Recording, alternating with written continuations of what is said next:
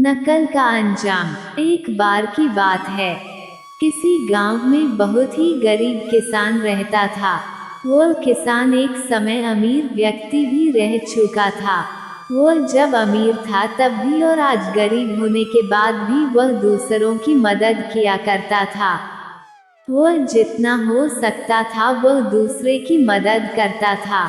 वो किसान जब भी मंदिर जाया करता तो ईश्वर से धन मांगता ताकि वह दूसरे की मदद कर सके।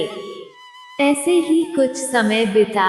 एक दिन किसान ने एक सपना देखा कि अगले दिन तुम्हारे घर पर एक साधु आएंगे। जब वह तुम्हारे घर आए तो उनके घर के अंदर आते ही उनके सर के पीछे डंडे से स्पर्श करना।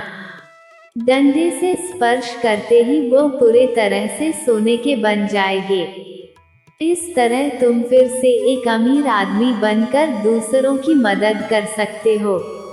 अगले दिन ऐसा ही हुआ। उस किसान के घर पर एक साधु ने दस्तक दिया। ये किसान पहले से ही डंडा लेकर तैयार था।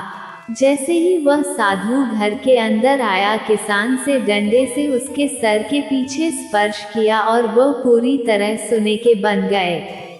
अब ये सब कुछ एक नाई बाल काटने वाला ने देखा लिया। ये नाई किसान के घर किसान का बाल काटने आया था। उस नाई ने सोचा, अगर किसी साधु को डंडा से मारने पर सोने का बदलता है तो मैं इस तरीके से बहुत ही अमीर बन सकता हूँ। मुझे भी साधुओं को डंडे से मारकर अमीर बना चाहिए। उस किसान ने तो बस एक ही साधु को डंडा से मारा, मैं एक से ज्यादा साधु को डंडे से मारकर उससे भी ज्यादा पैसे वाला बन जाऊंगा। ये सोचकर नाई ने कुछ साधुओं को अपने घर भोजन और दान देने के लिए बुलाया। साधु भी परेशान थे कि जो नाई हमें कभी कुछ भी दान नहीं दिया, आज वह भोजन भी खिलाएगा और दान भी देगा। वैसे भी वह सभी साधु नाई के बताए समय पर नाई के घर पहुंच गए। नाई ने अपनी सारी तैयारी कर लिया था। जैसे ही साधु नाई के घर के अंदर गए, नाई ने अपने घर का दरवाजा बंद कर दिए।